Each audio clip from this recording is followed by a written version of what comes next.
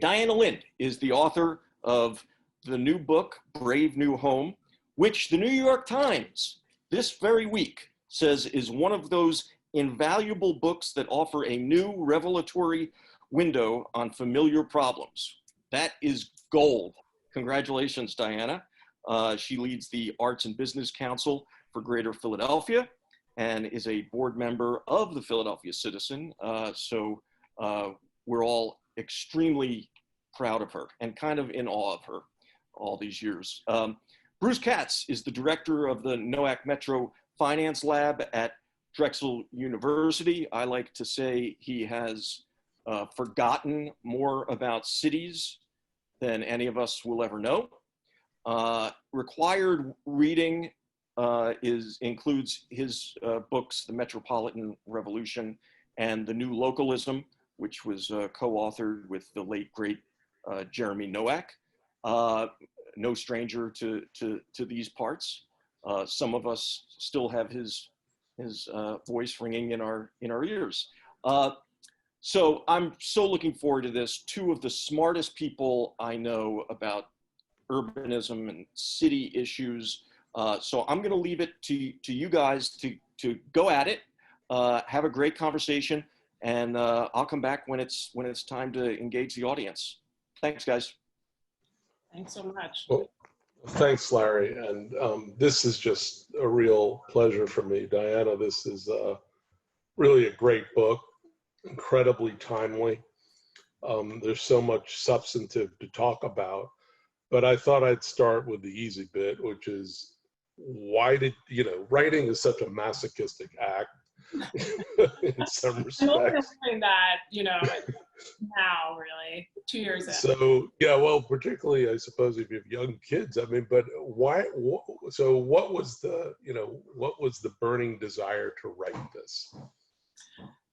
Yeah, well, so first of all, thank you so much for having me. It is also a real honor to be talking with you, Bruce. I've been a fan and follower of yours for many years, so it is awesome to do this with the Philadelphia Citizen, a great organization, and if I could see the audience, I think that would be even more awesome, but these are virtual times, so what made me want to write the book? Well, you mentioned the young kids, and I talk a little bit about this in the introduction, but when I was sort of young and single, I didn't spend very much time at home, and having kids really changed that. And that experience of, maternity leave is a little bit like being in quarantine, spending a lot of time home alone. And that experience just really sort of made me wonder, how did we end up with the housing that we have, a housing type that really sort of encourages a lot of people to spend a lot of time at home, and that doesn't really foster a sense of community. And this was, a couple of years ago, around the time when I think housing prices in places like Philadelphia, for example, were really starting to escalate. So I remember in 2016, Philadelphia's housing prices went up by 22% in just 1 year. And so, though it seems like some of the housing price acceleration has sort of died down a bit. That was, a couple of years ago when a lot of cities were really trying to figure out also, like, how can we build more affordable housing? And so there was a lot of discussion about places like Seattle thinking about having a head tax on companies like Amazon and Microsoft to fund affordable housing. But even with projects like that, which would have had, $50 million to spend on affordable housing, we're still only producing, 2,000 housing units or something like that. And yet the need is so much greater than that. So I was also starting to think a lot about, just these affordability issues and how cities in particular might potentially deal with this. And not just cities. I mean, a lot of places like, Utah has, which you don't think of as being a place that has tons of big cities, really grappling with an affordable housing crisis, even in smaller cities.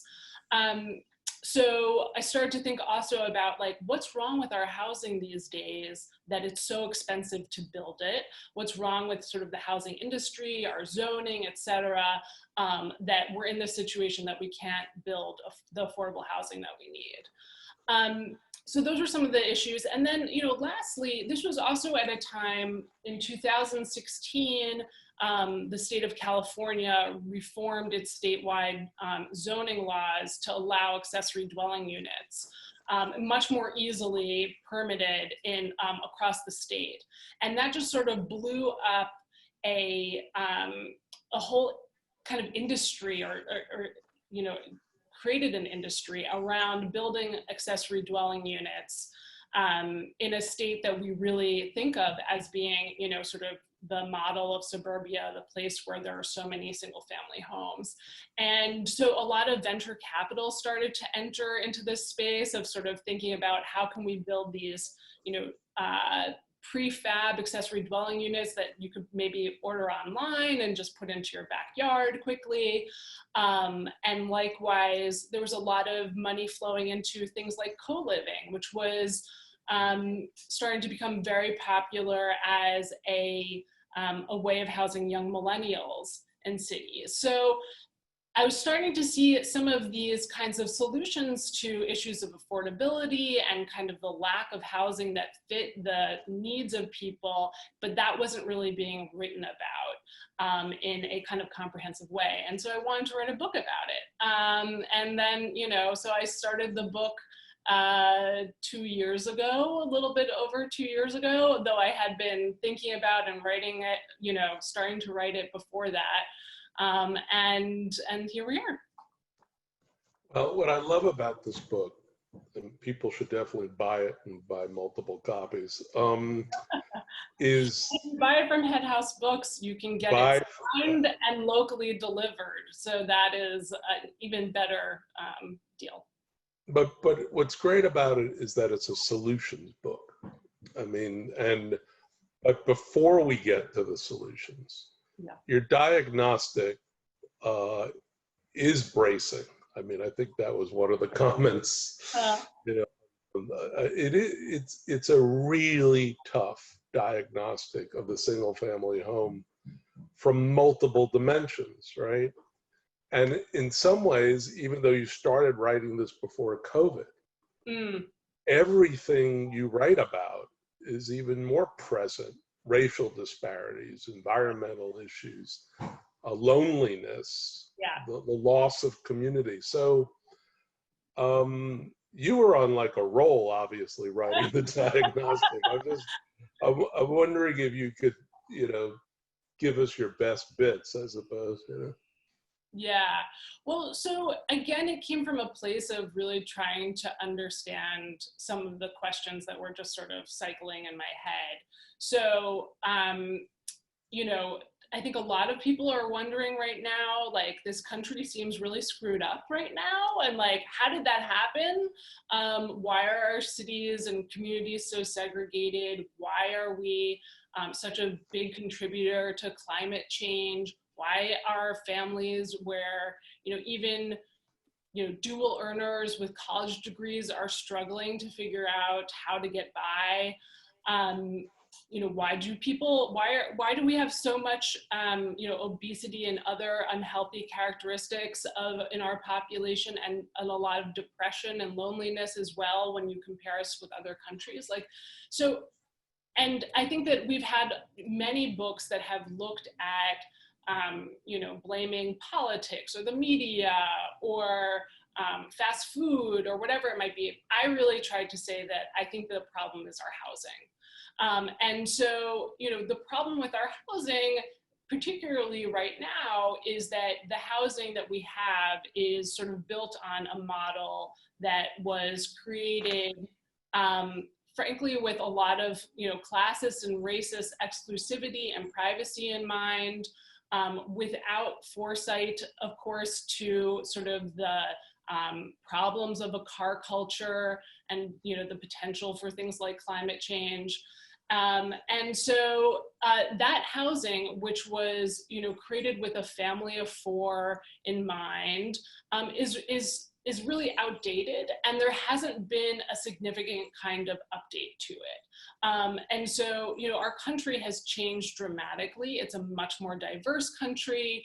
It's a country where 28% of, you know, people live alone, 20% of people live with family members and multi-generational families, and yet we're still trying to cram them all into the same kind of housing.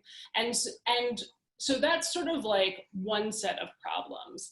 I think one of the other sets of problems is that by trying to, you know, turn housing into a commodity, then we have a lot of problems in our cities. There are some people who live in homes because they're in their homes, and there are other people who are investing in those homes as investors and speculators. And we've also found that, you know, we've kind of created a financial model where this is the primary mode of wealth creation in this country. And so for the, you know, primarily older white set of people who are homeowners in this country, it's been very financially beneficial, but to everyone else, particularly people of color, particularly younger people, particularly people without generational wealth, this is a real problem because you can't get into that system. And yet, many times the solution is more home ownership, more ways to sort of get into that single family home model. And what I really felt was important to say is that, you know, maybe this single family home model is really broken for a number of reasons, and it is creating all sorts of other problems. And instead of trying to sort of get more people to kind of buy into, or not buy into, because people are bought into the single family home ideal, but be able to access the single family home, why don't we think about how we can kind of sort of unbundle some of the benefits that we might have in the single family home and think about, you know, different types of housing. And so that gets into a bit of the solutions there, where, you know, having some kind of, sorry, cell phone call, having some other types of housing could really help to solve some of those problems.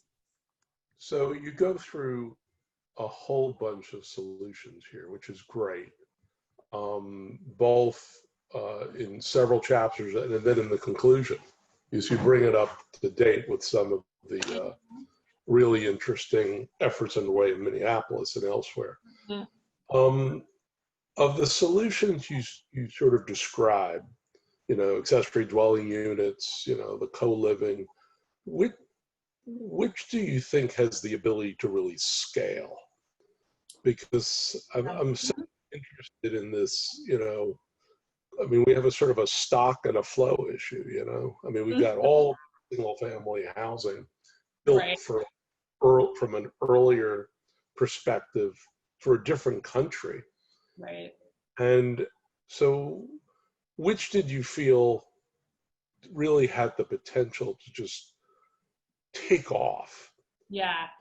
Well, I guess the one that I, you know, and it's also kind of like trying to pick your favorite child or something like that. They're all like, you know, I love all these various different housing types. So there's not one that I am, you know, overly fond of beyond the others, but I was really intrigued by co-living because of the way that it encompasses so many of these various different issues and the ways in which it could potentially be kind of morphed and changed according to, you know, sort of the, you know, the particular target customer. So co-living, for people who are not really familiar with it, is this idea of a housing type where you have private rooms and private spaces, but you also have like much more expansive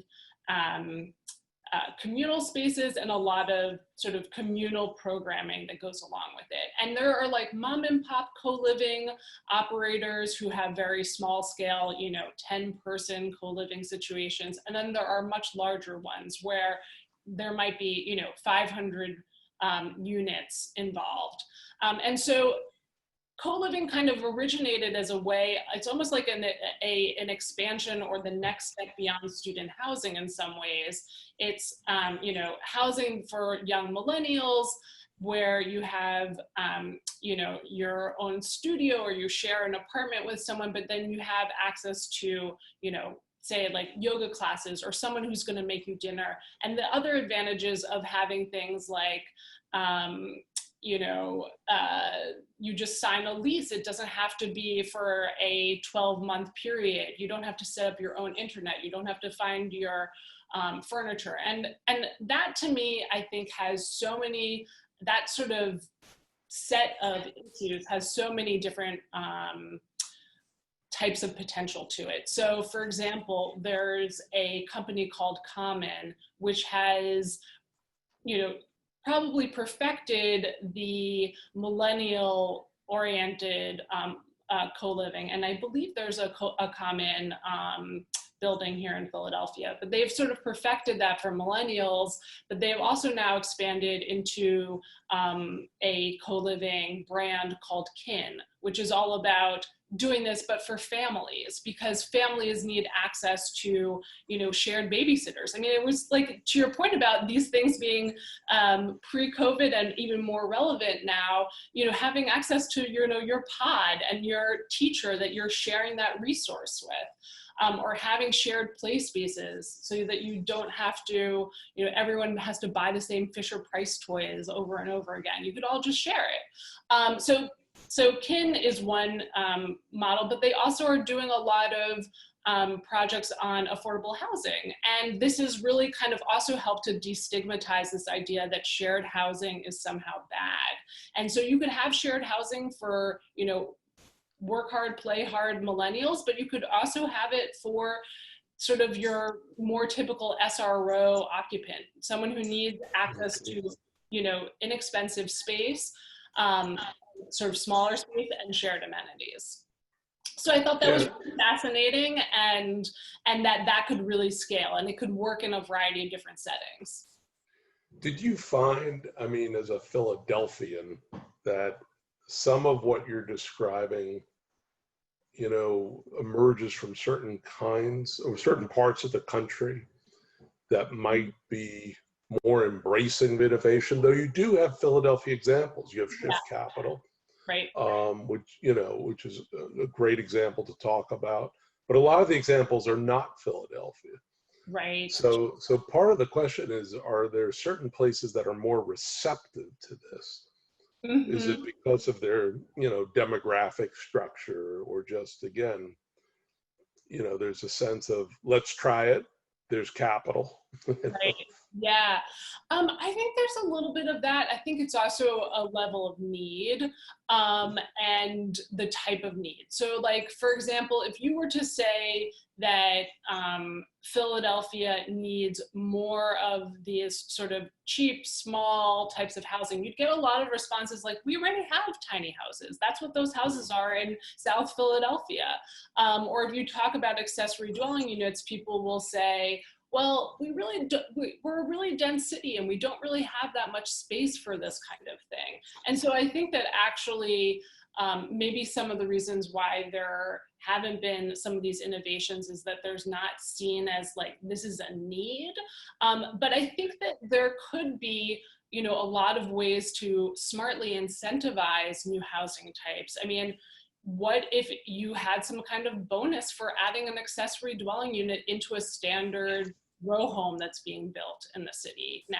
So I think that, you know, every time I see a block of, you know, a dozen new row homes, each with their own parking space, all set up to be, you know, just a 3,000 square foot single family home, I think, what a missed opportunity. You could have easily added a 400 square foot studio into that. And we're not really thinking about how to do that from scratch and incentivize it.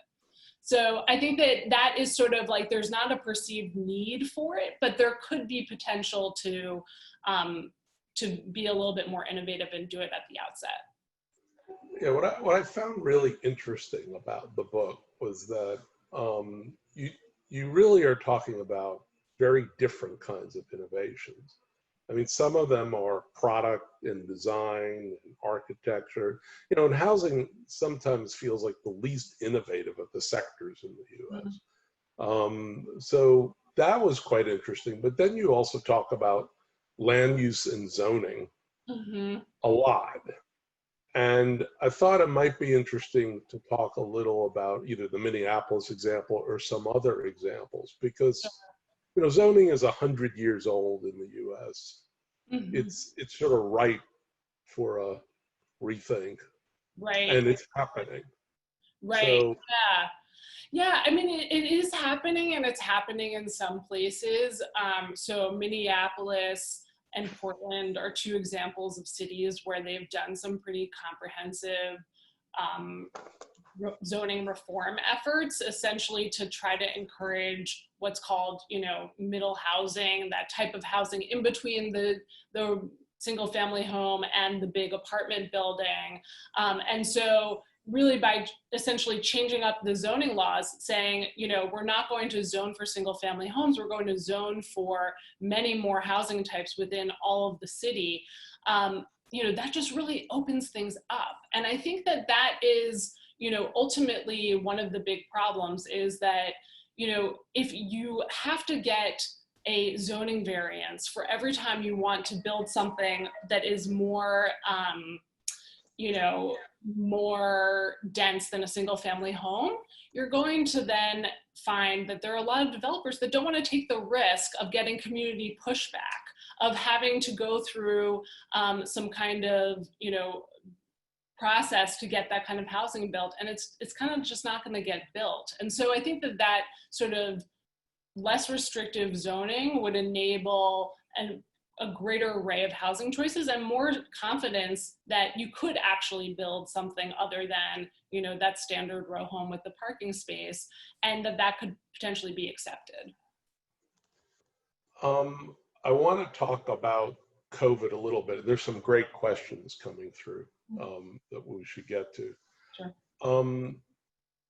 I think COVID, the book feels almost like it, you know, some bits of it, you know, feel like you've just almost anticipated a pandemic when you're sort of the critique. I mean, you know, it's very interesting, but also what you talk about is the parasitic economy and what happened in the aftermath of the Great Recession, where big institutional investors started coming in to cities, buying up crazy amounts of foreclosed properties and then turning them into rental properties without the care of, or, you know, focus on the community. And that's a real threat again. Absolutely, yeah. And I thought it would be helpful to talk about, so there's like a bit of the book that's like sun and light, and then a bit of the book that goes very dark. I usually go to the dark side. So. Yeah, I mean, I fear that that is happening right now, don't you? I mean, I'm kind of very much so. Yeah, I feel like, and it's happening not just at the residential level, but certainly at the commercial level as well, I think. Right. And it's happening at the office, you know, office space level as well. So, you know, there are people who are talking about how big tech is moving into cities like New York at fire sale prices right now. And because they're able to do that when they have the balance sheet that other people don't have and they could take a loss. I think that there's a lot of potential for the kind of big data that's being collected by a lot of the prop tech right now to be used to make it very hard for your average person to access, you know, to be able to buy a home, to be able to find, you know, that they're home, like that they're not priced out of various different neighborhoods. I could see almost, you know, a price fixing kind of situation here where it's like, if you have the data of, you know, what a house should cost in a certain neighborhood, and you can also buy that house and flip it for that, places like Zillow have been purchasing homes and doing that kind of business and selling it themselves, it really kind of blocks the average person's access to homes. So I feel like it's something, again, and this is sort of, where one of the approaches that I'm trying to take with single family homes and the issue of like our obsession with home ownership is by focusing so much on trying to, to encourage a very specific type of housing and wealth creation sort of product. We're sort of ignoring both the threats and the other opportunities here. And I don't think that there's been enough attention really been paid to like these big institutional investors and how we have to treat them potentially differently than, your average homeowner right now. Yeah, you're really bringing up quite a number of these big trends, because particularly as the economy has become so consolidated and concentrated. Big data to me always seems like it is the potential for more redlining, right? The algorithms that push people out. It's not like precision medicine where we're all going to, right. Genomics is going to make us all get the right medicine, the right food. This is a different kind of effect. I think for a lot of the people who are really trying to push cities to rethink their own housing stock that they own, how they're using that. But then also, right now, as I see all of these properties coming up for sale in certain neighborhoods and retail spaces coming up for sale or for rent, I'm thinking about like, where are the sort of local entities that have the ability to sort of intervene here and to use this sort of for the public good or to even hold it. And so some of those ideas around reinforcing community land trusts become really important there. It's a tricky model to make work, but I also think it's one where you're able to preserve some of that affordability and also ensure that like average people get a slice of the pie too. Yeah, I think you bring up, particularly in the conclusion, this sort of the fight between the large and the small, and we see that mostly with, Walmart, home, all the dollar stores, obviously Amazon and small business. I think we've all absorbed that, but you bring it into the housing space in ways that I think are really quite interesting and haven't quite been grappled with. And I'm not, and so we're still playing with certain tools when there's like a whole nother world out there. Oh, absolutely. Right, exactly. Yeah, I mean, that's sort of what I'm trying to say is like, and I think that's really what happened in the 2008 recession, which was just sort of like, we didn't have our eyes on the right, like, we're so concerned about like how to ensure that there were, that we were preventing foreclosures, that we weren't able to see like this whole other thing going on. And we didn't really realize at the same time that, that the government wasn't really able to keep pace with the private sector here, and think of like what might be some of the new types of ways to intervene. And so I think that's like, that's a whole nother book. And it's one of the other things that is really sort of the big challenge of our times is like, things are changing so quickly and we don't have the mechanism, whether it's like within government or just as a people, to even adapt as quickly as sort of technology and business are evolving right now. And I think that's really, really tricky for housing. I think we also haven't, again, fully examined, what are some of the ways in which we have sort of created some of the wrong incentives for housing at this point. I saw, and I didn't get a chance to actually read the article, but I saw on social media that City Council is rethinking the tax abatement on new construction in Philadelphia. And it's like, to have these kinds of large tax abatements that are blanket tax abatements for new construction, it just seems like this is a very old model of thinking about like, how can we encourage construction and growth in Philadelphia? Like, we're just going back to the same thing that we did in like the 1980s. It's like, we have to start thinking of potentially new ideas for this. And so I also think that like an important part of this is rethinking the mortgage interest deduction. You know, to your point of what's happening now with COVID, I can tell you, I live in Fairmount, and it's a neighborhood that, you know, it's a very nice neighborhood, but I hadn't really thought of like my neighbors as being the types of people who were buying second homes. And it's like, there's a land grab that has happened during this period where there are people who are panicking, I think, and buying second homes and, you know, out in the country as a sort of like a, you know, an escape route from the cities potentially, and we're still giving them a mortgage interest deduction for a second home. Like, how does that make sense? It doesn't. So I think we need to like really re-examine what some of our incentives and our ways of creating a fair society look like. So there's some great questions in here, and I just want to, and they pick up on a few of the conversations and a lot of what's in the book.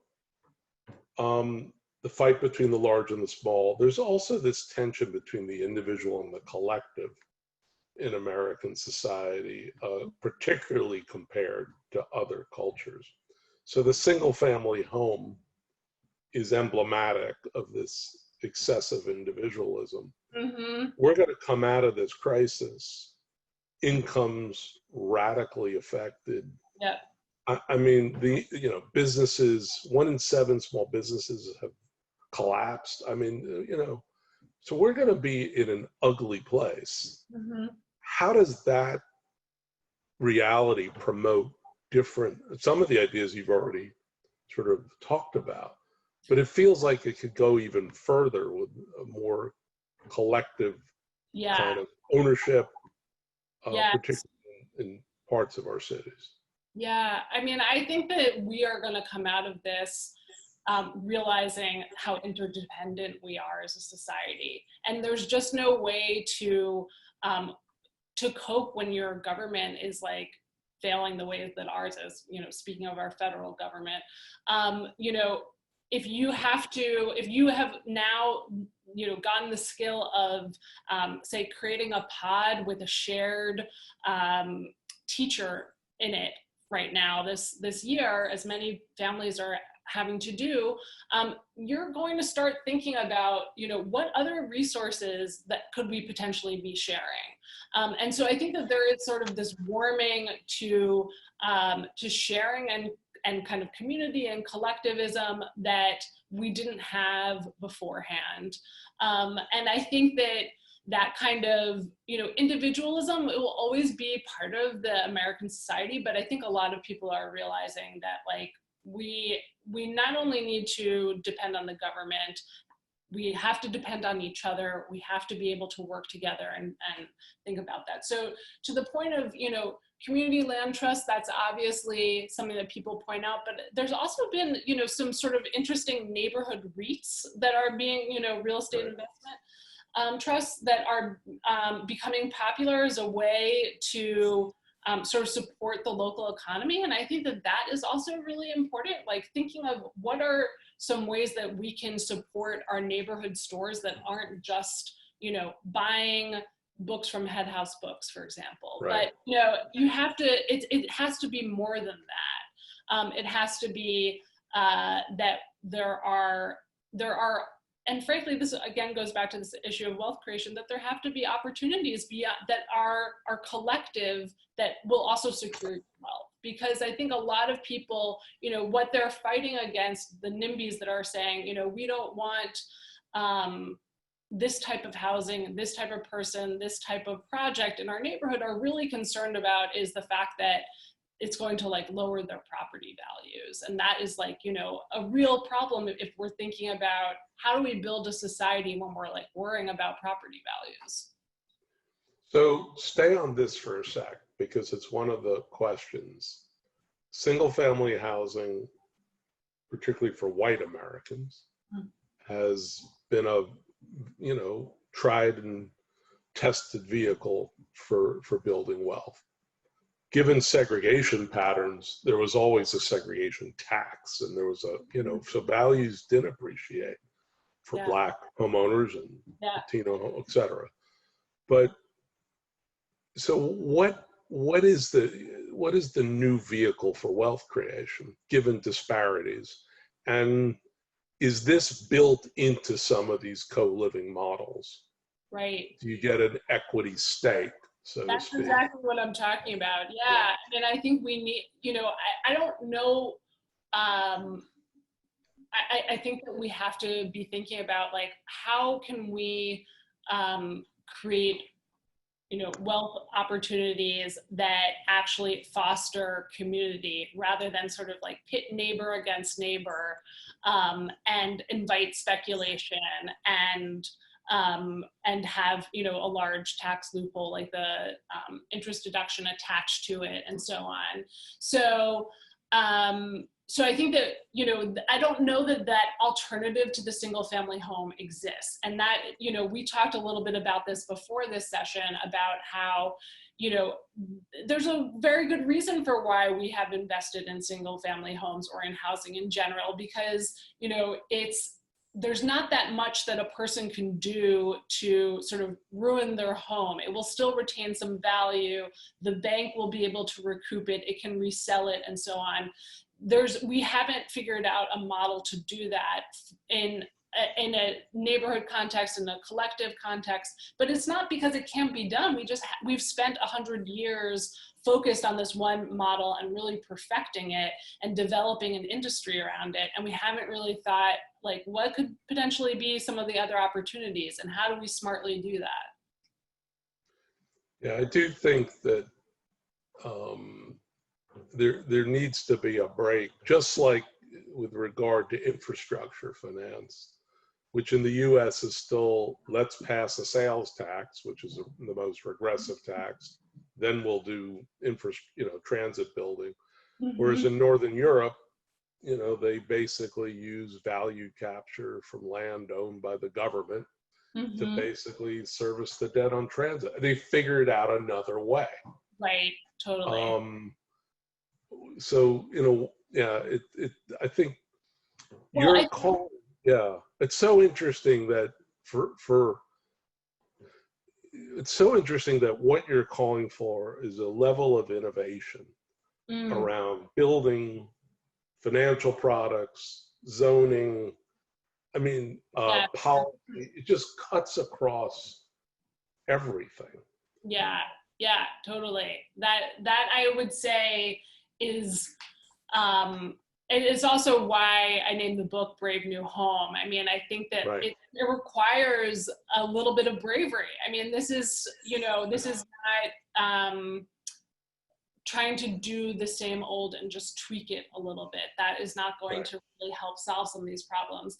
I think also to your point about, how other countries do things differently, I think one other thing that's really going to come out of COVID is this idea of the 15-minute city, or the idea that we are going to start seeing new patterns emerge in terms of where people want to live and how they're going to be spending their money and where they're going to be going. So if people are working remotely, this idea of having it works in some ways to the American advantage. We haven't invested in infrastructure. And in some ways that becomes less important if you don't need to have, thousands of people going into the city core every day. Right. What you could have instead are these kind of, neighborhoods, these 15-minute neighborhoods that have more of the resources that we have, always allocated to the downtown, and not really thought about how to have, a stronger neighborhood center in various different nodes within the city. And so I think that will also kind of encourage this type of new thinking about how we think about our communities and how we organize them and how potentially we're able to invest in them. Yeah, so I've been doing some work in Cincinnati around their neighborhood business districts, and Philly is really a city of main streets, business districts, commercial corridors. But as the downtown goes to X% office returning, Yes. you know, how do you begin to distribute this into these satellites? It's you really need an alliance across brokers, owners, brokers, bankers. It's a radically different system. Yeah. No, Larry, I see you. You've appeared. You see me hovering. No, I see you, and it scares the shit out of me.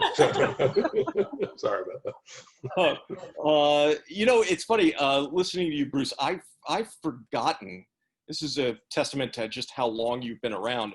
That Bruce Katz was I think this is right, the chief of staff of HUD in the Clinton administration. Yeah, I think that. Yeah, whether it was me or. You know, so you're. I was chief of staff to Henry Cisneros, who is really one of the great public servants of the last 7,500 years. Remarkable guy. Well, let's get some audience members up here, and this is a great conversation. You guys should still have some byplay together, but let's hear what a couple of people. Samuel Reed is with us. Hey, Samuel. Oh. Oh, sorry, put my mic. Hey, what's going on? I'm a Diana groupie, by the way. And I have to get the book, but definitely going to get it. Yeah. And so I asked the question about like what impact. I'm an Airbnb host, and like Airbnb is having a like interesting impact in the ecosystem of housing, rental, and I just wanted to hear like your perspective. There's always these tensions with, you know, these they disrupted like the hotel, you know, and now they're kind of disrupting hotels. They've actually disrupted rental and housing. So I'm curious like what your book says about it or your thoughts. Yeah. So I talk a bit in the book, actually, in the part where I'm giving a bit of the history of single family homes, about how actually having borders, akin to having, say, someone as in an Airbnb within your house, was extremely common, particularly in cities. So most families at some point in cities would have, you know, either had a person who was a boarder at some point or was hosting boarders. So we have like a real tradition in this country of this kind of, you know, doesn't have to be a formalized boarding house, but actually that informal kind of Airbnb. So in many ways, like a lot of the stuff that I talk about in the book, it's also sort of like a return to a housing type that had existed before and is sort of being rediscovered and thought of anew. You know, as far as Airbnb kind of disrupting the hotel industry, I think that's like another example of how they were able to recognize that there was a demographic that wanted something that was so different from how, you know, hotels were sort of modeled around the traveling businessman. And that wasn't really who was traveling and, you know, experiencing different places and cities and so on. And so, so I'm sort of in favor of the idea of having something that is a better fit for like the type of housing that people want and need. And I appreciate that. On the other hand, you know, I also do recognize that a lot of people have concerns about, particularly Airbnbs, displacing people and not allowing, particularly in areas that are, you know, heavily touristed, say like Paris and so on, that Airbnbs, you know, it's so lucrative for people that there's not really rental housing for people anymore. And so what's interesting is that some cities, I think it was Lisbon, was actually, the city was paying Airbnb hosts to, at least part of the time, I believe, host, you know, to rent it out to regular people. And so they were sort of partnering with those hosts and providing them almost with the same way that, like, say, a Section 8 voucher guarantees you some kind of income, guaranteeing income to the Airbnb host. So they wouldn't lose that, but it was being, the housing was being given to people locally, which I thought was really cool. So again, it's this idea of like, we could take this innovation to be something good. It just requires some tweaking there. You know, Samuel's question made me think, which is that and this is really a question for Bruce quickly, and then we'll get to Kara. I think if you told me 10 years ago, 15 years ago, that we would all be going on vacation by staying in other strangers' homes, and that we'd be getting around the city by sitting in the backseat of strangers' cars, I'd have said you're insane. So I wonder how much of Diana's vision is inevitable change. Will that be, how practical is it that this will become the new normal, and what are the political roadblocks to things like co-living and so forth? Yeah, well, one of the questions in the chat from Roger Balson raised some of the financing obstacles to co-living and co-housing. So I do think, you know, the Uber model, the Lyft model, the Airbnb model, I mean, you know, what they sort of come out of this like venture-led kind of tech innovation, right? Raise lots of capital and then they have their own business model. Whereas here we're talking about products and goods that people are buying, you know, and so I think this question about financial innovation, which we are thinking about, interestingly enough, on the small business side, a lot now. We're really thinking about revenue-based financing for small business as opposed to just debt. The question is, how do we get that same kind of energy into some of the models that Diana's talking about? And how do we then counter that big data, the algorithms, the credit scoring that are going to really prevent so many people from accessing some of this? So I do find it quite interesting that some of what you're describing comes out of, you know, Silicon Valley, venture tech on steroids. Yeah. Right?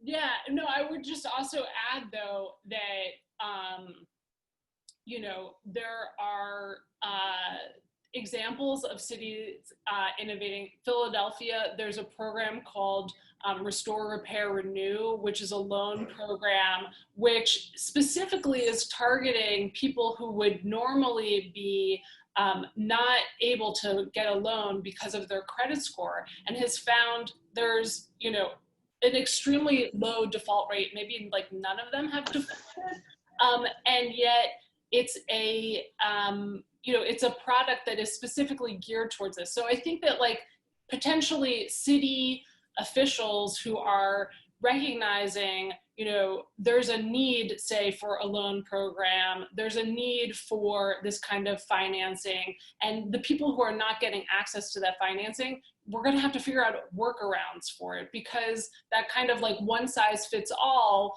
which works really well, again, for like the single family home, does not work so well for these kinds of new innovative products. Well, the great thing about that example is that it shows that the public sector has to innovate. Right. When the private sector, when there's really a sort of a market failure, you know, and we're allowing this very, you know, really data and analytics to basically circumscribe opportunity. So, I mean, the public sector has to innovate a lot more in this space. Yeah. Is really what has to happen. Local, federal, all of it. It's not getting delivered, you know. Let's let Kara get into this. Hi, Kara. Thanks for waiting. Yeah, no problem. I'm a Diamond groupie of sorts. I'm now in virtual office. Good, good. So my question was, I'm excited about some of the sort of co-living ideas that you mentioned. I do worry though a little bit about this sort of campus syndrome, right? So when you have so many education institutions here, you already have community conflict of, where the campus meets the community.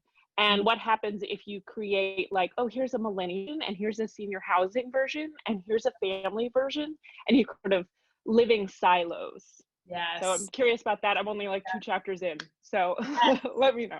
Yes, well, so yes, I mean, that is definitely one of the questions that I bring up in that chapter on co-living is sort of, what happens when everyone's is, doing all their socializing just like within their little campus of their co-living situation, and they're not going out to bars and restaurants and kind of meeting new people and feeding that local economy. What do you do then?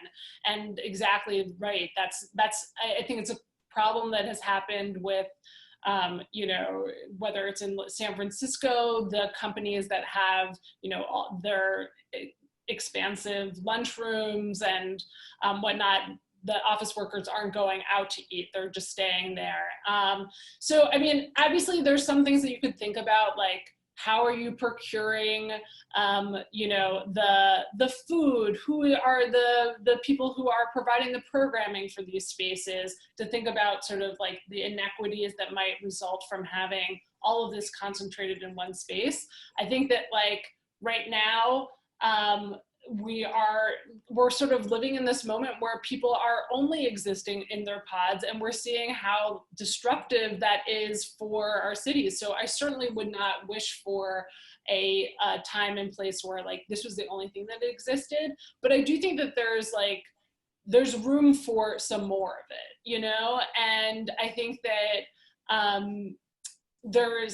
there's also opportunities, I think these are like porous spaces. It's not like a gated community that you can't get into. People obviously have people over to their co-living apartment and whatever else.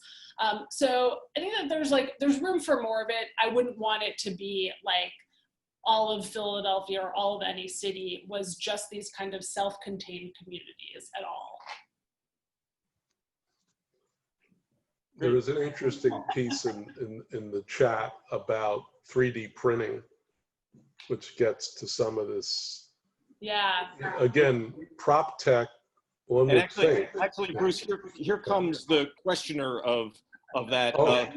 who is Ann Gemmel, who also writes for The Citizen and is doing some terrific thinking about the future of work. Hi, Ann. Oh, you're on mute. Yep. Mute got me again. First time today, though. Thanks. What question did you want? I put 2 questions in. One about generational wealth and how co-living kind of, because a little bit of my concern around, this sounds awesome and it's interesting, but I'm concerned about the idea of, easy for us to say, right? Like white educated professionals who have the benefit of some generational wealth from previous generations who have owned homes and passed them on. Easy for us to say like, oh, well, that's over with now. Everybody move along. And then, so the question around equity, like how do you still, is it just paying rent and then that's that? And then also just like the assumption around coping skills of cohabiting. I mean, I break up fights between my 2 daughters weekly and they're related and they can barely cohabitate. And then also the question of 3D, I was curious if your book research took you into the area of 3D printing and how that would affect housing construction. So definitely don't have to answer all those questions, but I didn't know which one Bruce was referring to. So you pick the question that you want to answer and I'll be very happy with any one of them. Okay, cool. And I don't know if you can hear the drum line going down the street, but if you can, that's awesome. So the question about 3D printing, yes, I did look into this a little bit in the book, especially around tiny homes. And my sense is that it's happening. There are some companies, particularly there's one called Icon, that has seen a lot of investment recently in doing sort of inexpensive prefab housing, and it seems really awesome that they could do this sort of 3D printing, potentially, build a 300 square foot house for like $15,000 or something like that. I don't know the exact statistics. I think it's going to happen, like no doubt about it. The problems though that I talk about a bit in the book are, it's like the housing product itself is not the problem. It's for many places, it's the question of the zoning issues. So like, how could you even get that house in your backyard unless you were to do it illegally, and get it hooked up to water and sewer and whatever else. So I think that there are going to be tons of these kinds of like innovations that are great for creating inexpensive housing. There's still like a policy angle that needs to be solved. Your second question was about, I know there's one about building generational wealth. And I think that just sort of gets back to this real, importance of thinking beyond housing, right? To your point, if you have the disparities between white and Black home ownership rates in no city is less than double digits. So, that is just huge. The average, I think, is somewhere around 65% of all homeowners. It's much, much lower for Black families. So that is only going to continue if we continue to sort of just focus on home ownership as a way of wealth creation. So we again, need to think of new strategies for that. Oh, and your second question was about how to break up fights or to, deal with the issues of cohabitation. There have been some really interesting, ways in which a lot of these co-living companies have dealt with this. They have, very specific prescriptions of, matching roommates down to everything of like, how often do you want that sponge changed in the sink? So I think that one of the advantages of having like a formal operator is actually it could make some of that stuff easier than sometimes tension-filled regular roommates might be. I realize we're like at 6:59, so I'm going to shut up now. Thank you so much. Thanks, Anne. Bruce, I cut you off. Did you have a take on 3D printing? Just to think that in Diana's next book, it'll be Brave New Home and Brave New World, because a lot of what she's talking about will play out in other societies fast. Yes. Very fast. Yeah. Shelter will mean something different in some other places. So I think that's where technology may take us. Absolutely. 3D printing stuff, a lot of it has gone, focused on refugee housing or exactly. Climate change housing, all of that. Yeah. It could change our disaster relief in the United States if we could get our act together. That would be super exciting. Yeah. Well, as advertised, this has been a great conversation. You guys rock, and I have to say, Bruce sent me a text during this because he was worried because he said the word shit. And and it's actually the longest I've in my years of knowing him that he's gone without dropping an F-bomb. So I was happy about that. I can't thank you guys enough. Please, everyone, go buy this book because it's what our ethos is all about, right? It's holding new ideas up to inspection. So. Thank you all. Thank you, Diana. Thank you, Bruce. If you guys want to close us out with any final thoughts. To the author. Well, no, just thank you so much for having us. This was great, and I look forward to keeping the conversation going because it's just gonna only be more and more important here in Philly. So, yeah. Awesome. We will. Someone in the chat asked, will the recording be shared? We will post a version of this conversation on the Citizen in the next day or two. Thanks, everyone. We'll see you soon. Thank you so Take much. care. Bye-bye.